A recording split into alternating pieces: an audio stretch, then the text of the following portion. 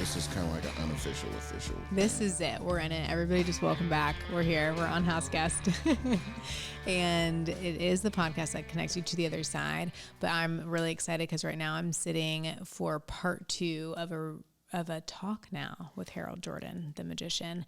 Go back to the episode right before this one because that's where I give him a reading, and he says some of the most profound things that I needed to hear in the moment. So thank you for sharing all of that. You guys are really going to want to go back and listen to it. Yeah, for sure. Yeah.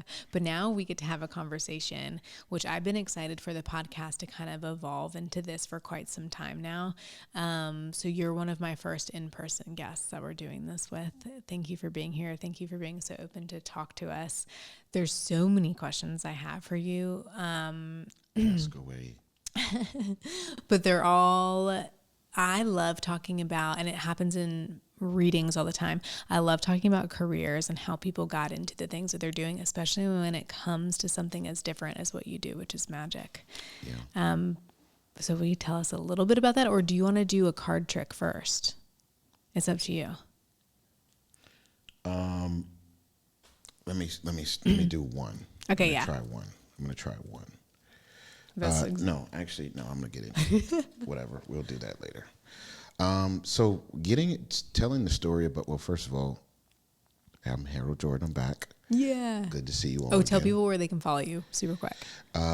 So I'm Harold Jordan. I'm a magician here in Charleston, South Carolina. You guys can follow me at Harold Jordan Magic on Instagram, and my website. Please log on, www.haroldjordanmagic.com. Be sure to hit that reserve tab and join my newsletter. Oh yeah. But telling this story of how I got into magic, it's a very difficult story to tell. Just because there's so many different things that happen. Yeah. Does it change every time you say it? It does change. People ask me the same question and I'm like, I don't even know where to start. I guess I'll start here this time. Right. But so we'll preface it with that. He might tell you something different if you ask him again. Yeah, I might tell you something different next time. But I mean, I've been doing magic for, even then it's hard for me to calculate too. Yeah. I think about maybe 11, 12 years. Sometimes I say 10 because there were some breaks in between. Yeah. I had a spiritual regroup. It's so crazy that I'm here, because like my whole life has spiritual, things that surround it. And I consider myself to be a rather spiritual person. Yeah. But anyway, so I got to stay focused. That's okay. We'll get you off track a million more times. Okay. It's a part of the process. Okay. What's the most interesting thing I could tell? Back in 8th grade, I had the most impressive, or I had the best experience during the worst part of my life with a deck of cards. Okay. It took me a while to think of that thesis statement. It took a while for me to develop that, but it's true. So I had the best experience of my life during the worst part of my life with a deck of cards. And why I say that is because when I was in 8th grade, I went to Morningside Middle School, not far from here, but during a computer class, Miss Taliaferro, which is another individual that impacted my life so much, and I wish I could talk to her, just say, look at who I am now. Yeah. Same thing with Brian. I don't know how to get in touch with her. But anyway. So she had a card trick that she taught us, but it came with one condition. She told us about it on a Monday, and we had to be good all week. Okay. Till Friday, and then she would teach the trick. It's kind of amazing. Yeah. Because Genius. she was doing it for us, day after day, and we would do it again, do it again, do it again. And she would do it again, do it again, do it. We could never figure it out. Yeah. And, as the week went on, everyone was getting in trouble, but I'm the only one that lasted. And she taught me that card trick. And ever since then, it's been a constant journey of learning. And that's really what magic is all about, because a lot of people, so I'm going to give you a little perspective about magic and how magicians think. Yeah. And more so how I think as a magician. For me, the tricks are about maybe 5% of what I do. Mm-hmm. The other 90%, and I keep doing this twitch because I feel myself getting emotional slightly. Oh, that's okay. So I didn't have notice. to kind of keep. Yeah. I have to, as we said in the military, we have to hold our bearing. Yeah. Emotions are welcome, but you also do whatever you need to do. You got me to cry one time. Yeah, you're not going to get to do, not do again. it again. Darn. So the tricks are only about 5%. Yeah. But the 95% is the learning. Mm-hmm. And the thought process and the theory and the psychology and the talking with people and figuring this out and coming across this and, I'm discovering that. Yeah. That's what makes magic so interesting, at least for magicians. Because once you learn a trick, you can't be amazed by it again, right? Yeah. So unless there's some guy that comes along and adds a little nuance and it's like, wait a minute, then it looks different. Yeah. And then you get fooled by it. But however, so once you learn a trick, you can't be amazed by it again. It's very difficult. So you have to keep yourself on this constant learning journey of discovery. Yeah. And so because there's no rules to it, there's no set path to follow. Yeah. There's no it's just kind of like one of those, it's kind of like a sandbox. You just got to get in and start digging. Yeah. And that's what the last 10 or so years has been. It's just me doing things, trying it, learning, talking with people, talking to Brian. Even I have a new mentor now, best friend of mine. George, I love you. It is. Lindsay and I just had a moment. Best friend. I tell him all the time, I'm like, dude, you got a threefold package. I'm your mentee, I'm your best friend, and I'm your biggest fan. I love it.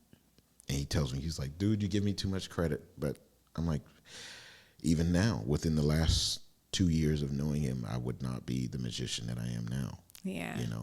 But anyway, so. Yeah, thankful for those people. Yes. When we get to find them, hold on to them tight. And you know what, Hailey, that's also why I press so hard and just not stopping and keep going, because so many people have had such an impact on me that it's like, man, I feel like if I quit, it's all in vain. Yeah. And I made a post on social media one day. I said, so many people impact me, but I wish they knew how much I impact so many people. Yeah. But I wish people would know how much they impact me. Yeah. And so, I feel like me pursuing magic is kind of like, it's not just like, I'm following my dream. No, it's kind of like this shared dream. Yeah. Between everybody, because everyone wants to see me win. Everyone wants to see me do well. Mm-hmm. Everyone wants to see me come out on top and have that glorious moment. Yeah. A friend of mine, he made a post one day, and he said, this year, 2025, is going to be my second coming. Yeah. And I'm like, why would you say something so crazy? Yeah. I'm like, dude, that's, you know who that's supposed to be for. And he's like, no, think about it. Think about it in a philosophical way, or allegorical sense. It's like every eye is going to see you. Yeah. Everyone's going to see you coming in the clouds with great glory. Like you get another chance. Yeah, right. Yeah. You get another chance. You know, when people thought you were down and out, you know, people thought you were going to quit. People thought you were dismayed. People thought it was over for you. Even maybe you thought it was over for you. But this is your second coming. This is your year where you come in glory. This is the year where you know, it's all of your work that you've been putting in up to this point is going to be self-evident. Yeah. So I'm kind of all over the place, but like I said, it's hard to say how I got into magic, because even then it's like I have these restarts all the time.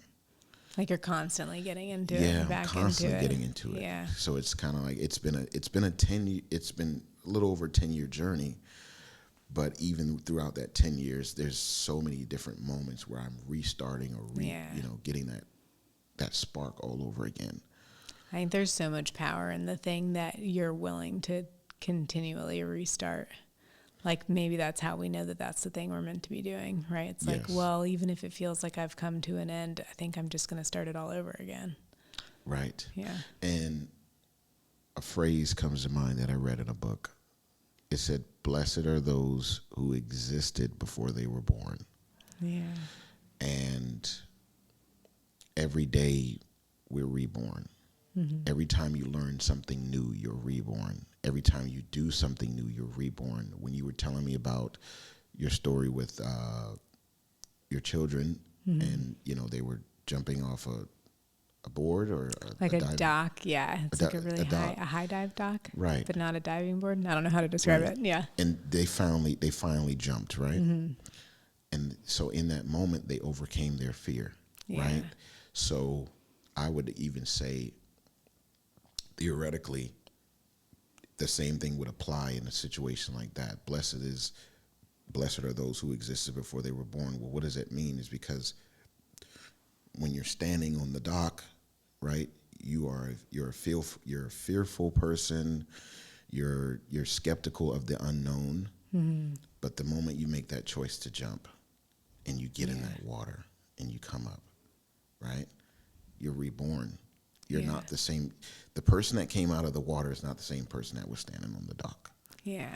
So it's kind of like, oh, I love that. You exist before you're born. Yeah. You see? Mm-hmm. So, you know. Yeah. So I don't know where I was going with that. I love it. But that's kind of like what magic does. Yeah. All the time. It's every day you're being reborn. The moment you learn something new, I'm being reborn. I'm being resurrected. The old person the person that I was prior to learning this thing is now dead, because it's like now I'm this newfound individual. Yeah.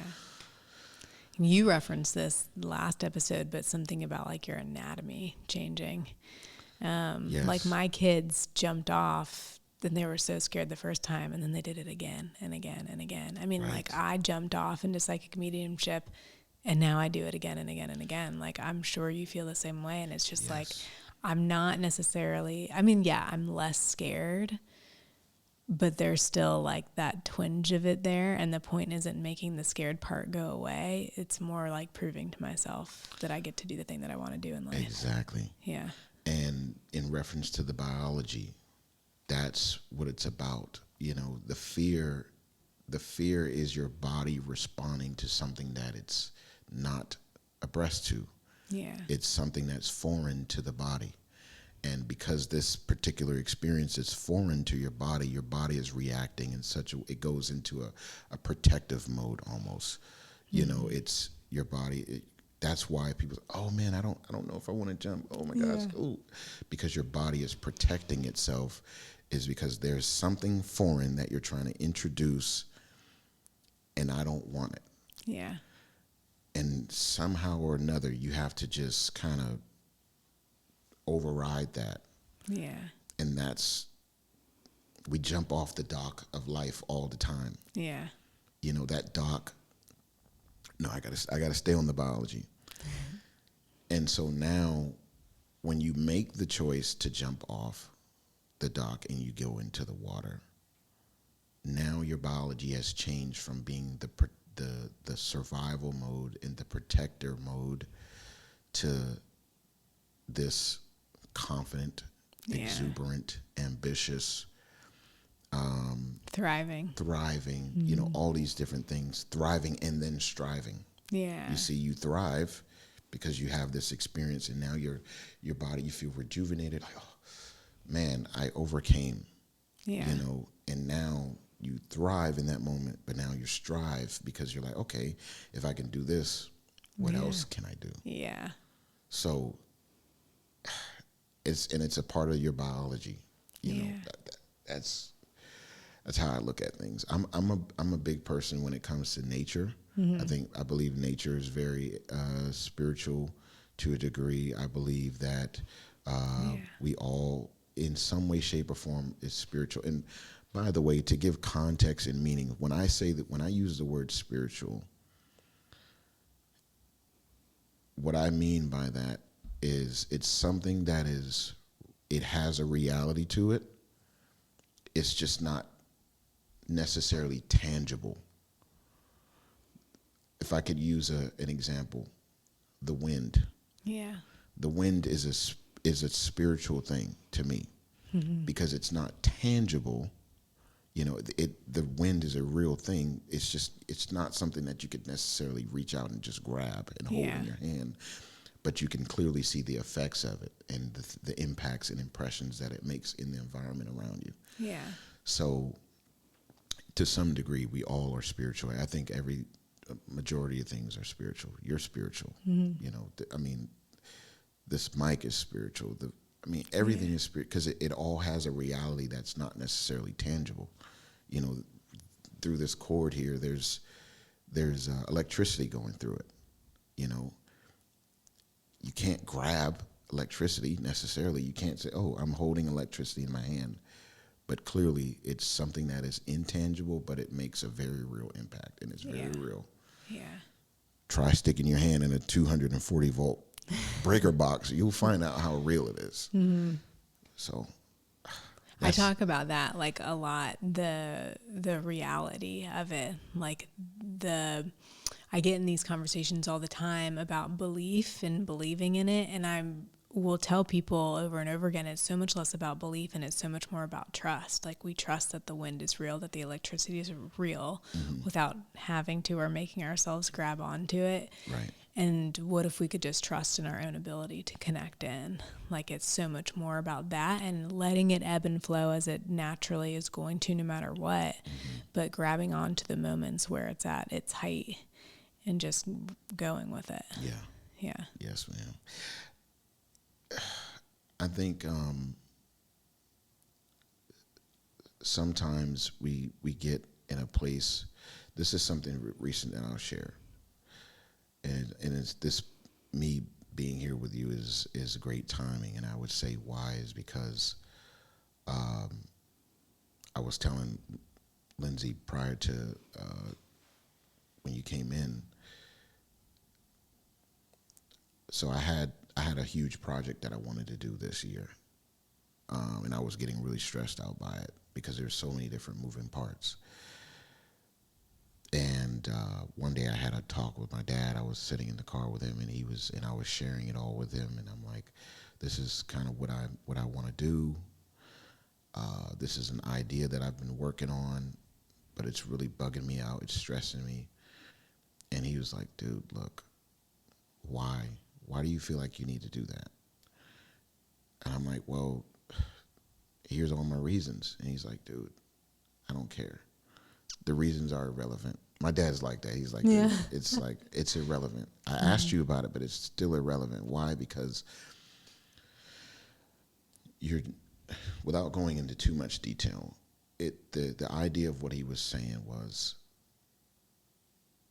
you have a lot of things that are already going right in your life and that are already in your hands. It's already in your favor to do it.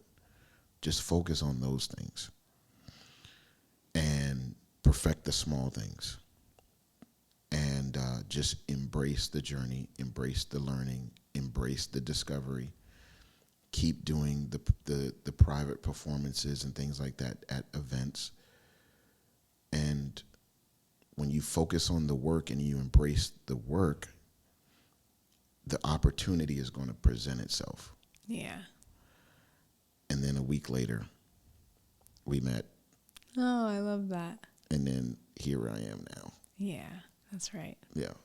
And so that's when you reached out and was like, hey, right after we had, a week after having that talk, that's when you messaged me, and I was like, oh, this is so perfect. So I want to say thank you so much. Thank you for having me here and making me a part of this. I mean, it's been one of my dreams. Oh my gosh, thank you for coming on. Yeah. And I hope so many people reach out to you, and this is just the beginning, honestly.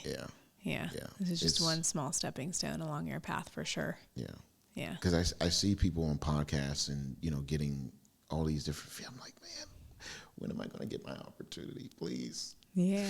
But it's like, dude, you get opportunities all the time.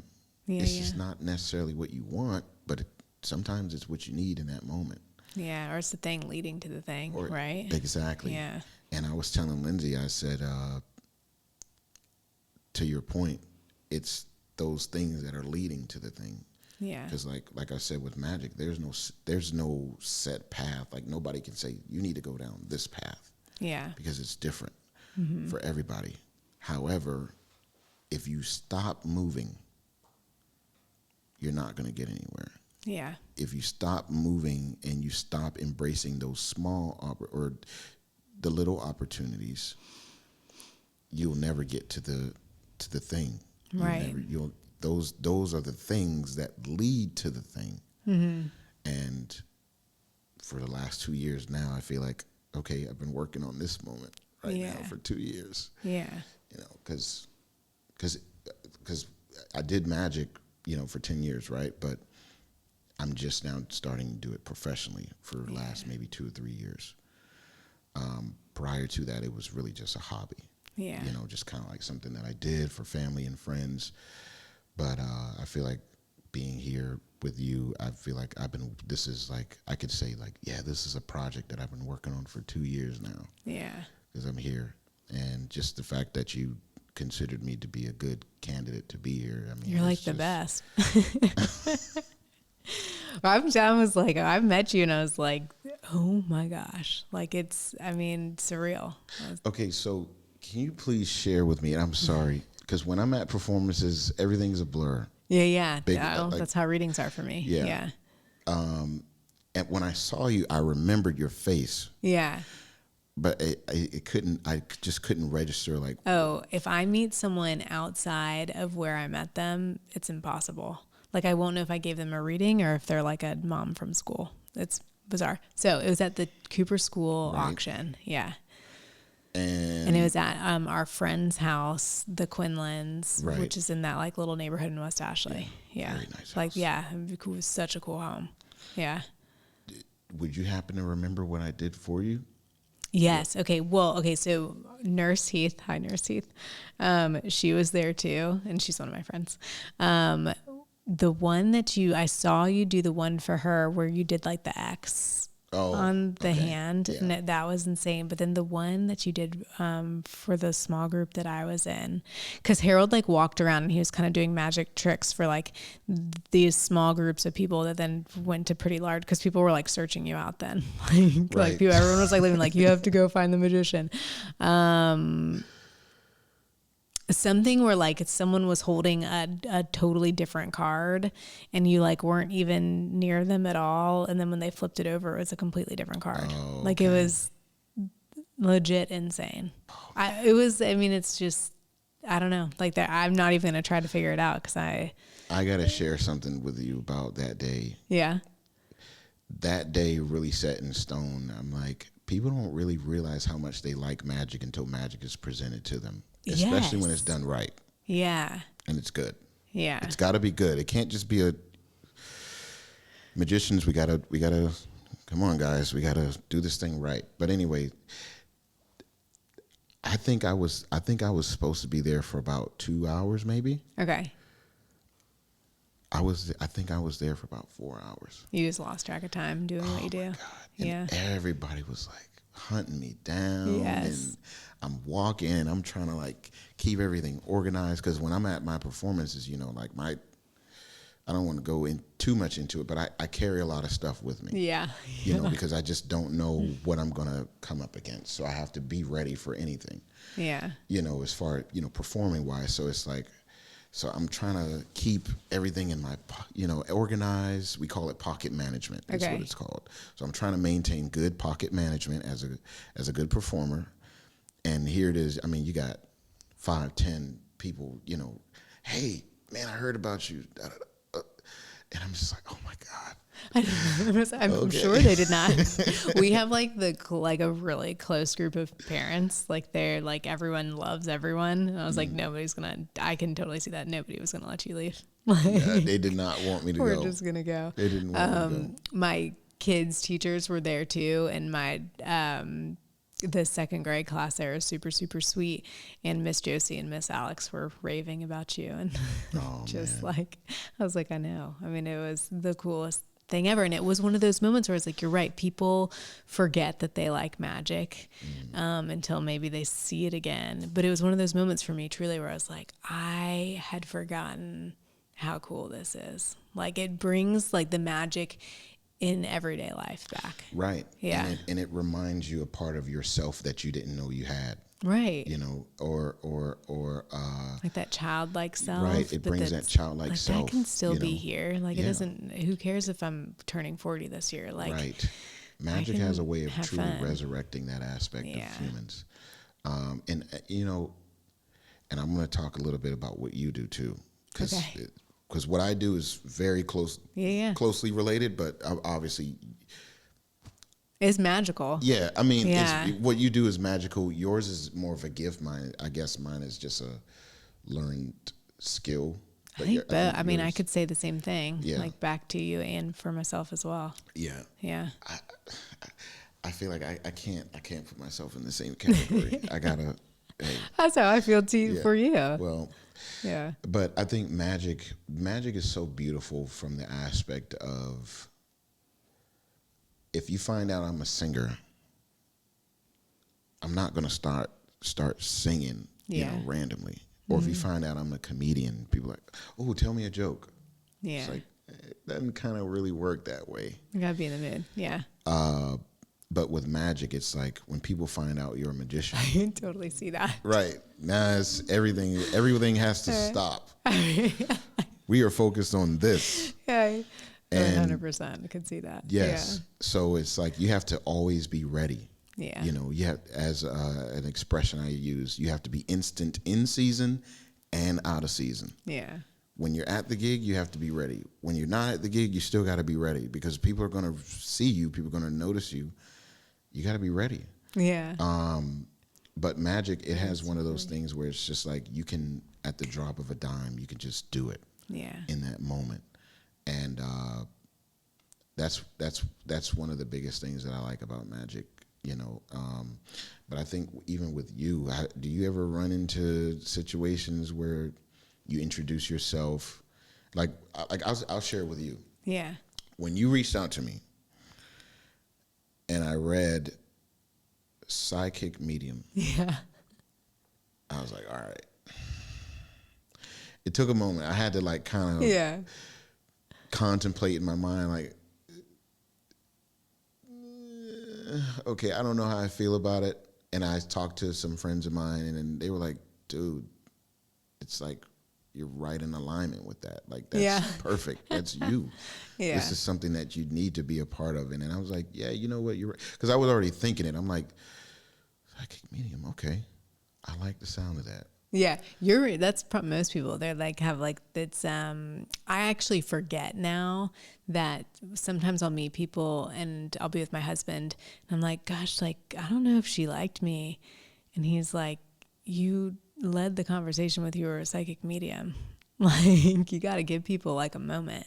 Right. Or like explain like that you're not like reading them in the moment. I was like, yeah, that's probably fair. Do you have people that's like, oh, can you tell me my future? Sometimes I used to, not so much anymore, because I always say, like, I never give a reading unless someone asks. And sometimes at like a party, which like we don't really go out all that much, but they'll be like, oh my gosh, well, are you reading me right now? And I'll be like, all good things, all good vibes. Like, I'll make a joke of it rather than like, because I was like, gosh, like, no way could I right now. After like picking up my kids from school and like I just made dinner for them and I'm like half showered. Like, I don't know. I can't like. Was that you doing the tarot cards? No, that wasn't me, but that was Stephanie, and she's wonderful. Stephanie Morris, if anyone. And Stephanie Morris and Carly Jewell are always the two people I recommend for tarot readings. But she's also our Spanish teacher at our school. Oh, wow. But she's a very talented.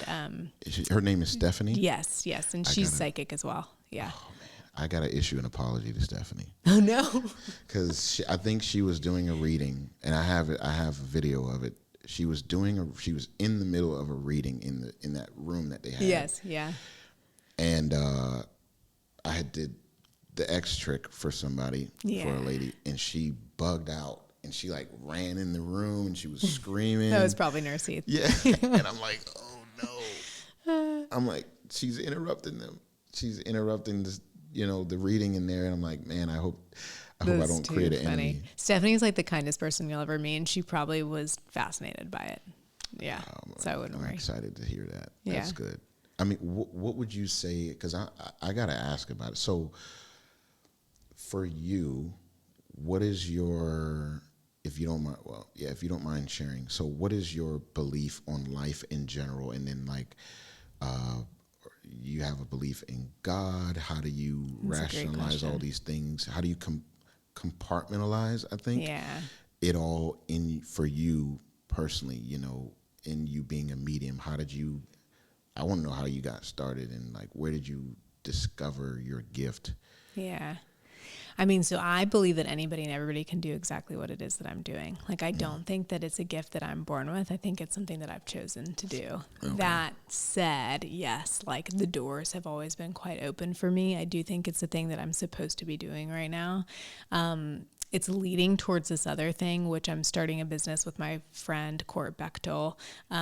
It's going to be like a grief-based business, and it's like all of this psychic mediumship things have led to that. And I'm still going to be doing what I'm doing now, but it's going to be alongside this other thing that I hope is going to like profoundly help people in a deeper and more accessible way than just mediumship.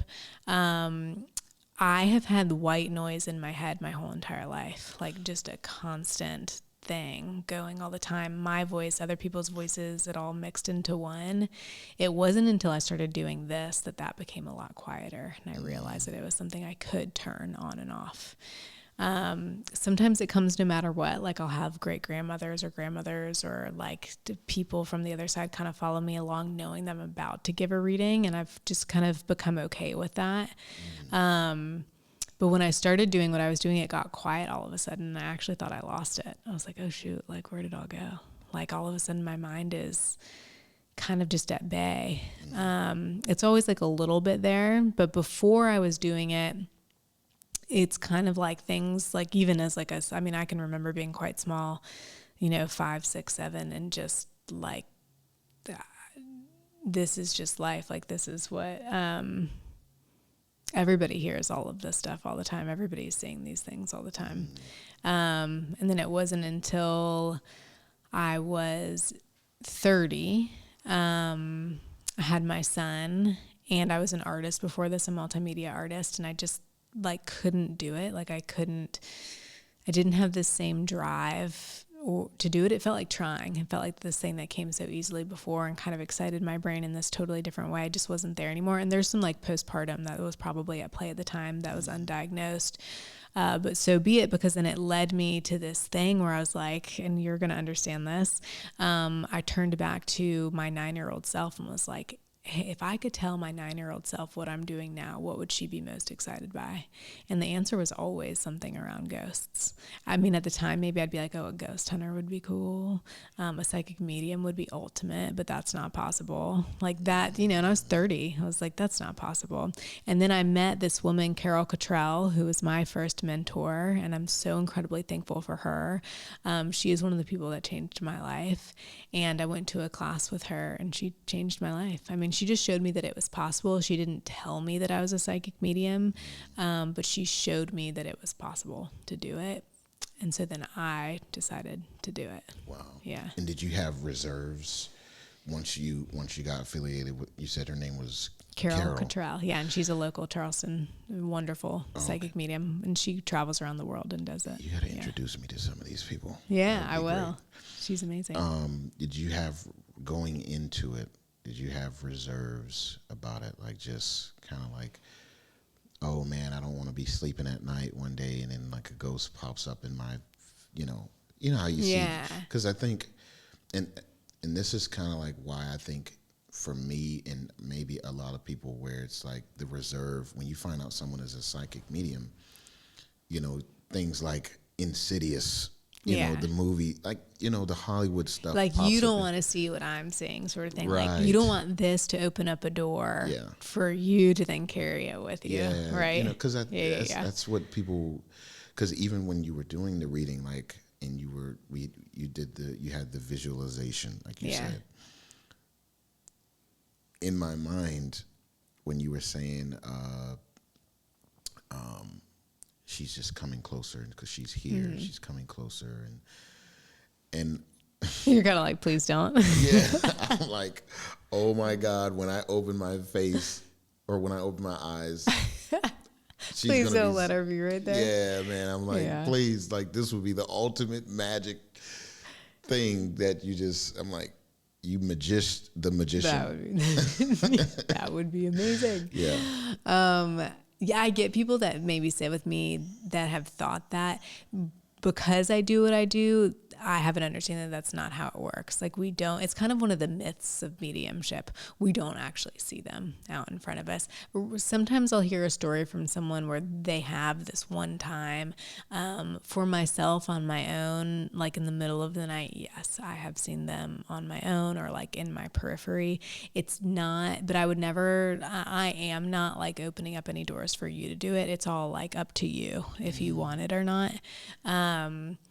All of that is to say that's also something we like learned from TV shows and media growing up, is that it's going to be a scary experience should we do it, right?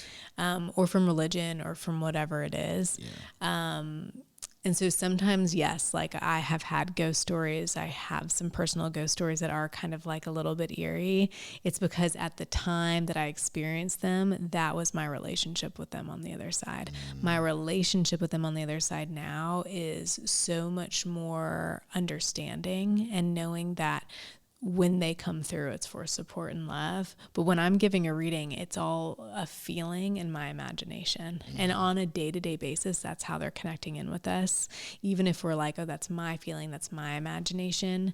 They don't care. They're like, yeah, sure. Like it's yours. But I'm also here like helping to inspire, helping to guide in this way. Right. I personally would love it if they would just pop up in a reading. Like if great grandmother was just sitting right here with me and was directly telling me exactly what to say to you, it'd make my job so much easier, right? Who's to say that? Yeah, that might happen one day. I'm open to it. I've told them many times. Oh man, very open to it. But because you're not open to it, it won't happen. Like, because you can just be like, hey, I'm not open to that. Like, I don't want that experience for myself. Well, if it did happen, I'd be fine. Okay, there you go. I'd freak out, but I would be fine. Yeah. I'd be like, wow, yeah. Okay. If it ever did happen, you actually might feel more calm than you think you would feel.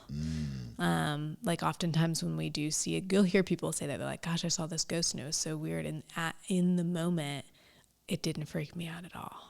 Like you just like feel calm. And do you have moments of where it's like you have a manifestation or an encounter or an experience? And I'm trying to use related terms. No, you have an encounter, but it's like, yo, this is the most inopportune time. Oh yeah, yes. Before I did what I did, my example is always the grocery store. I feel like I would walk into a grocery store, and I don't know if it's because everybody is like actually not talking to each other and they're all in their own heads and they're like just relaying like a list to themselves and like they're so focused on this one thing that all of a sudden their spirit team is like I walk in the door and they're like, Hailey will pay attention to us. I would just like it, and it would get me like hot and anxious and Like, Really? yes, that is maybe my best example of like an unwarranted time. But now that I do what I do, it's like, hey, like they know that I have this deal with them. I'm like, I don't give a reading unless someone has asked and is sitting with me. And have you encountered a situation, or would you say you've had encounters with entities to some degree? So where it's Like other than loved ones on the other side or Yeah. people on the other Yeah. side, because not everybody is a loved one. Maybe, yeah. I got you. Yeah, Yeah. that's so interesting, man. Because like I've had some experiences where like it's vivid in my mind, Yeah. but even still now, years later, I still battle with. I'm like, did I really see that? Yeah. Did I imagine it? Did I manifest that? Myself, or maybe that really was what it was. Do you feel comfortable telling us about one of them? Oh yeah, I'm gonna share. Okay. Yeah, I want to hear. So, my grandmother, my mom's mom, Yeah. the one who lives not far from And here. mom's mom is the daughter of the great grandmother we great-grandmother, connected yeah. with. Okay. Yes. So my grandmother, she had a kind of like a boyfriend, I guess, if you want to call it that. She was in a committed relationship with a gentleman. His name was Ben. Okay. We called him Uncle Ben. Yeah. For whatever reason. Tall gentleman. Him and I had a great relationship as a kid. We would play. We wrestle, and he was one of the most sweetest, gentle giants you could meet. But he meant business. Yeah. In the street. Long story short, he passed. And he used to live, in the same house where I grew up with my grandmother as well. And periodically we would go visit his grave. And then afterwards, we stopped because I think he's buried in like Folly Beach or something. So it's too far. Yeah. But anyway, one day I was sitting in the room watching TV, watching wrestling. Yeah. But my grandmother was not home.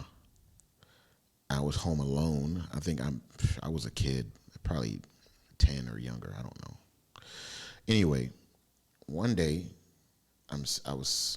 actually she was home. My grandmother was she was laying in the bed. She was watching TV and I was getting ready to go to sleep. Mm-hmm. And where I was laying in the bed, you can see directly into the hallway right outside my grandmother's room. And just all of a sudden, I see this shadow coming out of the kitchen. Yeah. Because when someone's walking, the way the lighting is in her house, it's like if someone's walking from the kitchen, you can see their shadow approaching. Yeah. So you're like, so that's you already from the know. kitchen. Okay. Right. And then all of a sudden, the shadow, following the shadow is him. Yeah. He walks into the hallway and he stops and he turns and he looks at me. Yeah. And then he turns back and he kept walking into the bathroom. Yeah. That gives me chills. And I kept that, that experience for a couple of years, and then I finally told my grandmother about it. Yeah. And I mean, it was just the most bizarre thing. I think that was my first ever, encounter that I can recall. Mm-hmm. And then the next thing that happened was something with my mom. Yeah. But she was alive. Mm-hmm. And she's still alive. But there was a time in my life where, I was living with my grandmother growing up because my mom was, she was going through some things, and she just needed some time to regroup. And so, we were apart for a while. Yeah. And I think this was the one where I was home alone by myself, door wide open, the breeze is blowing, I'm watching TV. And I was sitting on the bed just thinking about my mom and how much I missed her. And again, I don't know if I imagined this or whatever. I'm just telling you what I experienced. As I'm watching television, I'm thinking about my mom and I'm crying. And you ever seen the Michael Jackson video remember the time where he walks up to the queen's throne, or no, a guy comes in with a robe and they throw the sand on the floor, and then he like manifests in the sand. Yeah. It was like that. It was like the wind blew into because my grandmother's back door, it's in her bedroom. Yeah. The door was wide open and the wind blew in, and it was like this mini tornado on the floor. I'm not, as God as my witness. Yeah. It was like a mini tornado, and it's like an image of my mom just manifested from the floor. Wild. And she was just standing there. Yeah. And it was so vivid in my mind. I'm like, I can't believe I'm seeing this. And somebody could say, oh, well, you're a kid, you're just imagining things.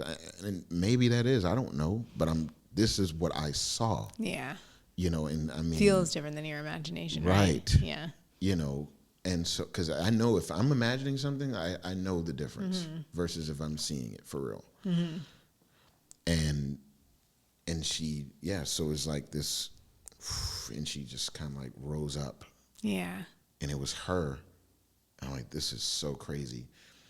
And I'm crying, and I'm like, Mom, I love you, I miss you. And then the image just dissipated. Wild. And I told my mom about it, and she cried. Yeah. So I think those were the two most vivid,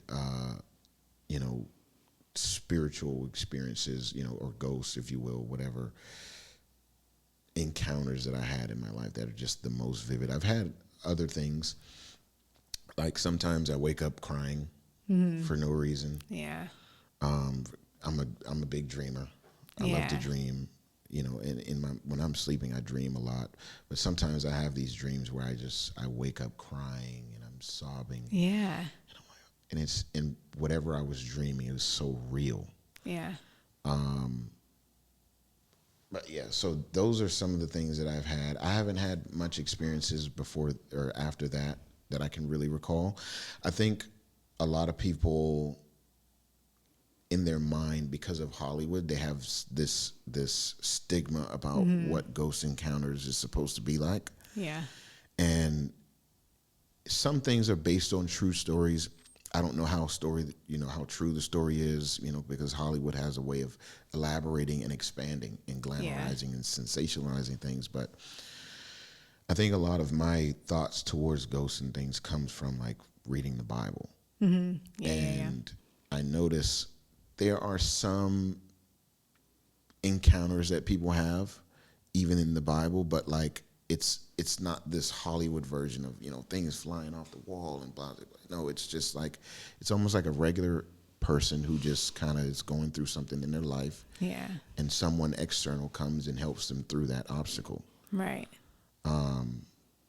That's kind of how I think about ghosts and spirits. I mean, what is your?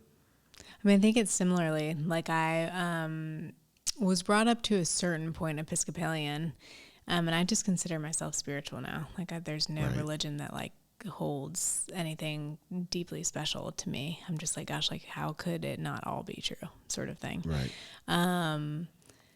For me, I am still maybe forming even like my idea around God or gods or religion or anything like that. But I'm totally enjoying just living in the knowing that we're not supposed to totally know. Right. Like I have an idea of what it's like to be on the other side from what I gather through readings.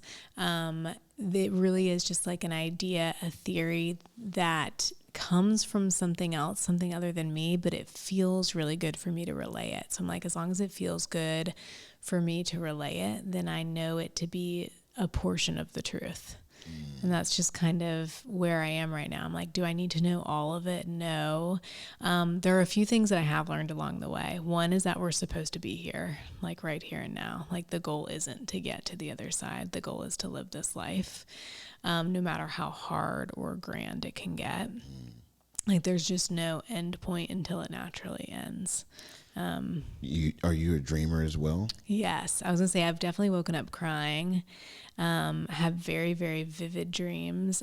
Since having kids, I sleep better, actually. Like I don't have as many dreams. How does that change? Yeah. I mean, I don't, they like wake me up a ton, but my dreams have changed since having kids. I'm a lucid dreamer, like can wake up. Control. Yeah. I can like control dreams. I have walked around my houses growing up as a kid, like on my own. Yeah. Could walk outside, could go visit neighbors, sort of thing, like walk through their doors. Is there any way I can like get you a part of my gigs? I can, Yeah. Let me scope out that place first. I will try. Maybe. I do it less now that I'm a mom. I think there's like a part, cause I don't know if it's like your soul walking around, or I don't even know what it is. But I think there's like a part of that like survival protection thing where I'm like, oh, like I need to be here for my kids. I can't quite like leave my body right now, sort of thing. So I've done it maybe just like once or twice since having kids, and my youngest is 8. But I don't think I have any real answers for it. Like, I think I'm just enjoying discovering it as I go, and like putting a few of the puzzle pieces in place, and then knowing that if it's 1,000-piece puzzle, I've got maybe 400 in place right now, and the rest are meant to be a mystery. Right. Yeah. And what it sounds like to me is there's also a same thing with magic. There's a journey that you're going on that's constant discovery, constant learning, and there are like there's it seems like, because you said you have mentors. Yes. Yeah. It seems like there's rules of thumb. Different people have different rules, and mediumship is tricky. But there's no set like codified, established rule book per se. It's like, hey, this is good practices. Yeah. That's probably the good phrase for it. It seems like there are good practices that you've learned over the years. What is one good practice that you keep at the front of your mind that helps you, that keeps you grounded? Yeah. Well, you know what my favorite thing is to tell people? That they're not actually haunted.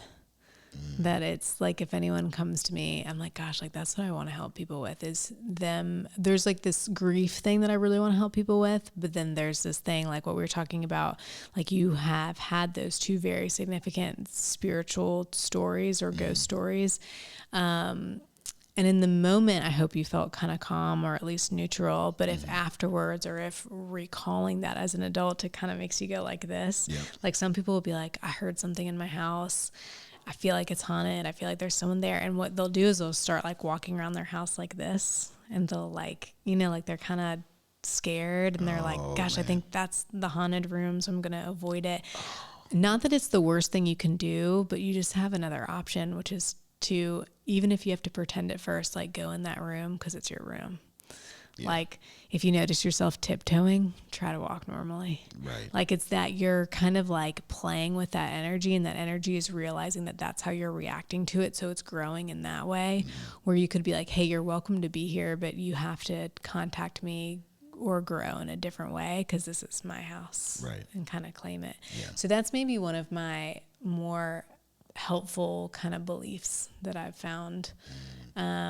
The other one is that I just don't give readings unless someone asks. Like I would never go up to someone in a grocery store or an airport and be like, I have a message for you. Right. Which is, I have borrowed that from other mentors along the way. Have you ever thought about, because we got street magic. Ooh, okay. Have you ever thought about street readings? I mean, I would love it. It'd be, if people were open to it. Yeah. I think that's something you could explore. Yeah. I'll break the ice for you. Okay, good. Yeah. I'm like, okay, they're ready. Done. Right. I love it. I'm going to make sure I do have a question for you. Okay. Other than I do want you to maybe show us some magic in a little bit, but you had mentioned nature a little bit earlier in this part of the episode. Is there like a certain place around Charleston that you feel super connected to? Or it doesn't even have to be Charleston. It could be around the world. Because you had like said that you had these top places that you wanted to visit before you die. Right. I'm like, gosh, like, is there just like a place that you're attracted to, or that's such a good question, that you feel connected to?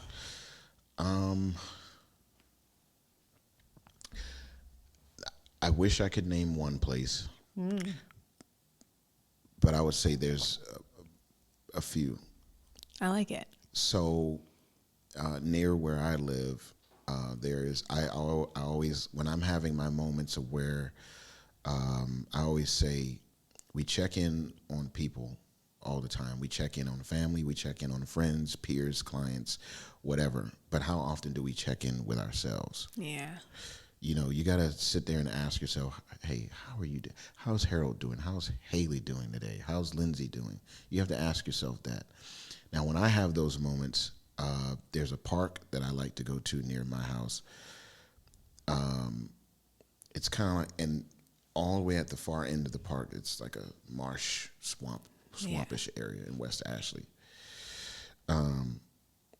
And I like to go sit out in open bodies of water. Yeah. Because that open body of water represents my mind and my imagination. So when I need my mind to open, after I feel like I've been, so closed, or like when we get into our routines and things like that, you're kind of just, your body's just on autopilot, right? Yeah. But when I need to break that autopilot nature about myself, that's when I go sit by an open body of water. Yeah. So that's the most immediate place here in Charleston. I don't know the name of the park though. That's okay. But I do have some places where I connect strongly with. Yeah. Throughout the world. So, like, for example, I connect a lot with Germany because I served about 4 years in the Air Force. And, that was my first duty station, was Ramstein, Germany. And so I lived there for about 3 years, and I connect so strong because I got connected with so many different people, and that was my first time being out of the country, and it was on the government's dime, so that was the best part about it. Yeah. But that's a great place. So I've never been, but you should go. Yeah. You should go, guys. You got to go to Germany. Make sure you get some schnitzels and pommes frites, I think is what it's called, which is French fries. Because like when you go to Germany, you could get like a massive serving of fried schnitzel and fries for like $6. That sounds amazing. It's crazy. But the only thing is, they don't. Make sure you ask for ice. Okay. They don't give you ice in your drinks. Okay. When you order a drink, make sure please with ice. Yeah. Lots of it. Yeah. And then I also connect with Chicago because that's where my mentor / best friend / favorite magician lives, and I'll be visiting him next month, actually, in a couple of weeks, for his birthday. George, you're my dude. Love it. And so there's that. I connect a lot with Chicago. Matter of fact, I'll tell you a funny story. First time going to see him last year in Chicago, he took me to this bar. It's called Soho, and it's got like 5 floors, and on every floor it's something different. But the particular floor he took me on, I think it was the 4th floor. Now, mind you, George has a big reputation for he is the magic guy for Chicago for a lot of people. Yeah. And especially in Soho. And one day, the day he took me there, I was doing magic for people all around the bar. But for whatever reason, people kept giving me this like eye and like, oh my God, who is this dude? They were very reluctant. And I'm like, what is going on? And then finally, this group of guys, I'm 6'2". Yeah. I weigh 255, but these guys are big. Yeah. They're like 6'6", 6'7", at least that's what it looks in my mind. Yeah. Very muscular. And I started doing card tricks for them. And one guy came and snatched the deck out of my hand. Like, I'm like, yo, like, you trying to get into a fight right now? Yeah. But he was like, who are you? You doing magic? Da da da da da da. It's only one dude gonna be doing magic around here.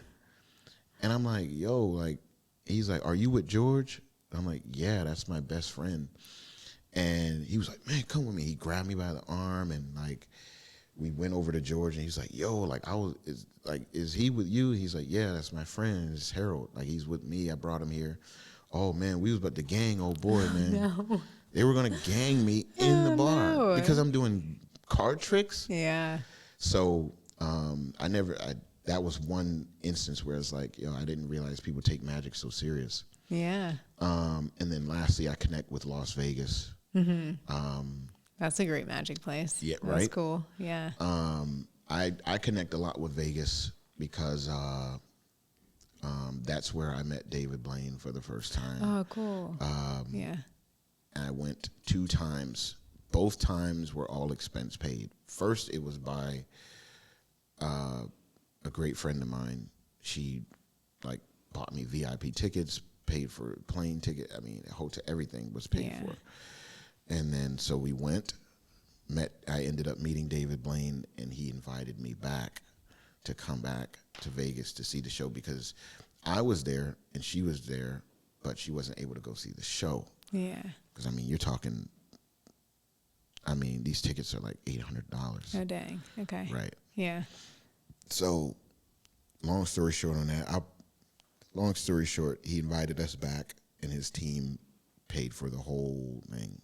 Yeah. And, we connected through that, and I'll tell you, back to the whole thing about how people impress on you to the point that they change your biology. I had been watching David Blaine on television for so many years, right? So this is the guy that I want to meet and I aspire to be like. Yeah. And so finally, I'm in the VIP lounge, and we're all waiting in line. We got just like in here, the lighting and everything, the backdrop is set up to take pictures with him for a meet and greet. I'm standing in line, and finally he walks through the door. Yeah. Woo, David! Oh, and we're all cheering, but me, I'm just in awe. Yeah. I'm like, oh my God, David Blaine is standing 20 feet away from me, and this overwhelming impression just came upon me in that moment, and my body, I felt like I had a fever almost. Yeah. I started overheating, my body started shaking, and I started crying. Tears are just bellowing out of my eyes, and I'm just oh my God, you'd have thought I saw Jesus. Yeah. And that's how that experience was for me. And the lady who was kind of conducting the line, keeping order, the usher, she was like, "You're the first person to ever cry in this line meeting David Blaine." I'm like, he's worth every tear. Yeah. He's already worth the money. Might as well shed some tears while I'm at it. Yeah. But yeah, so we got people around me are like, "Oh my gosh, you okay?" They're patting me on the back. Yeah. They're hugging me, consoling me, bringing me tissues. And I'm like, man, I cannot believe I'm turning into a baby. I love it. I'm falling. You're feeling it. Yeah, I'm every bit of my being is gone now because I'm meeting David Blaine. But stuff like that is what impacts me so, and that's why I and it brings it all back. Places. Yeah, Yes. I love it. What do you okay. connect? What places do you connect? Well, I've never been there, but Japan and Australia are the 2 places that I really would love to go to one day. Yeah. Japan, Australia. Yeah. But I say that because sometimes there's these places, and your story is the perfect example of it, so I don't even have to expand on it. That for some reason are just a part of your soul that then inspire you to keep doing the thing that you're doing. Yes. Okay, so I am going to say, so we're going to wrap it up. So I want you to shout out where people can follow you one more time. Yeah. Okay. So you can follow me on Instagram at Harold Jordan Magic. That's my username, and my website is www.haroldjordanmagic.com. Yes. And then you can follow me at Hailey Low Fennel on Instagram or HaileyLowFennel.com. But if you are watching on YouTube, and you guys might want to hop on YouTube if you're just listening, will you do a magic trick for us? Yeah, we can try something. Okay. That's the thing you're talking about. You're like, I'm a magician. I got to be on all the time. Right. Because people will be like, can you do one? I can't not be ready. And even coming here, I'm like, I've never done magic on a podcast, so I don't know how it's going to translate, but we'll try. I know. Well, so these are the 2 cameras. So these are your YouTube friends right here. Okay. Yeah. All right. We'll do something. Okay. Lindsay, would you want to help out? Yeah. Okay. Lindsay. That'd be perfect. Lindsay. Okay. Hailey, please do the honors. Okay. Just shuffle them? Yep. All right. Whatever you feel comfortable with. Perfect. Is that good? That's good. Okay. You did a great job. Oh, thank you. Okay, Hailey, or Lindsay. Okay. We don't have an extra chair. Oh, that's okay. But We could share. will we be able to? Okay. They're going to be able to see, you think? Hopefully. Yeah. Okay. My head might be cut off. Hailey, can you take, Lindsay, can you take one? Okay. And I'm going to get this marker here. And I want you to write your name Okay. nice and big on the face of the card, so on this side, yeah. Doesn't matter which way. It doesn't matter. Okay, perfect. And it's okay if I see it. I'm going to end up looking at it anyway, so. All right. So I'm going to show you something here. You guys are going to kind of get a sneak peek. 9 of clubs, and you signed it here. Make sure everybody can see that, right? So here's the idea. I place it here on top, right? Now, when I shuffle it like this, you can clearly see that I'm holding the card up at the top, right? I didn't see that. Sure. Yeah, I know. I was like, wow, that was good. I do believe you. So I do this. Okay. This is called an overhand shuffle, Okay. right? But I'm holding it here. You see what I'm saying? Right? But let's say if I take the card and I cut right about here, make sure I keep this in view for the camera. Let's say if I place it right about there, you guys can see, right? And would you say you guys see it kind of go inside, right? Yes. Okay. Now, it's in this moment when I do like that with the deck, I actually managed to get it to, there we go. I get it to jump up just like that. You see what I'm saying? This is I'll wild. do it again, and then, so one more time, you see it, and I place it, and you see it go through the front this time, right, guys? Yes. Okay, and then that's that moment where it kind of just does that same thing. You see what I'm saying? How? So, yeah, that's, I don't know. Wow. and that's for you. Thank you. That is you so amazing. Wow. That is too cool. Incredible. That's what I should have started out with first. No, No, perfect. that is the I'll coolest. try one more. Wait, do you need the card back? No, you can have that. I mean, it's just like the coolest. It's unbelievable. Yeah. I want you to give the deck one more shuffle. Okay. Now, you were kind of reading me. I'm going to try to read you a little bit. Okay. Okay. Ooh, I'm not as good as a shuffler as That's you. okay. Okay. That's totally okay. So I'm going to try. I'll do this. Matter of fact, to make this as clean as possible, Okay. I don't want to handle the deck. I'm going to let you Okay. handle the deck completely. Okay. What I want you to do is you're going to take up about a quarter of the deck off the top and then turn it face up and set it back down. Perfect. Like that? Yep. Okay. And then you're going to do that again. I want you to, but you're going to do about half this time. half. Yep. Okay. So a little deeper. Yep. Good. Perfect. And I want you to do about 3/4 now, so a little bit more than half. Perfect. And by the way, this is for the sake of making it as random as possible, right? Okay. And now I want you to turn the deck completely over. So Hailey's handling the cards. I'm not touching anything. Now I want you to scroll through the deck, and then I want you to stop at the first face down card. Okay. And then all the face up cards, you can just put them on the bottom. Like this? Yeah, that's totally fine. Okay. And then I want you to just kind of take a peek at the top card that's face down. Okay. Okay. And then you can, if you want to shuffle it or put it somewhere in the middle, it's up to you. It doesn't matter. Okay. I'm not even going to touch. Oh. Yes. Okay, good. Okay. Okay. Okay. All right. I want you to, I'm going to somewhat utilize I'm going to take you through a visualization. Okay. I want you to see this card vivid in your mind. Okay. I'm getting 2 numbers.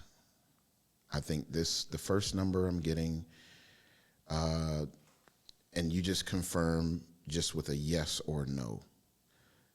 I would say I'm getting the feeling this is going to be it's not necessarily a high number, but it's not necessarily a low number either. It's more like somewhere closer to the middle. Yes. Okay. And think about the suit of the card. For some reason, the number 4 keeps coming to my mind. By the way, do you have a favorite number between 1 and 10? Yes. It's not 4, is it? It's not 4. Okay. What's your favorite number? My favorite number is 8. Okay. That's interesting because 4 and 4 makes 8. But the reason why I keep thinking of 4 is because I'm getting 4 sides of a shape. I'm getting a diamond. Yes. Your card is a diamond. Yes. 6 of diamonds. Yes. That is amazing. That is amazing. Thank you. That is so cool. Thank you. That is so cool. Thank you so much, Harold, for coming on. Man, I appreciate you for having me on. messed up. You're another person in my heart now. It's like, Yeah. the impression will always be there. Thank you. Absolutely. I appreciate you coming I appreciate on. you having me. Thank you, guys. And Thanks, Lindsay. thank you guys for being a part of this as well.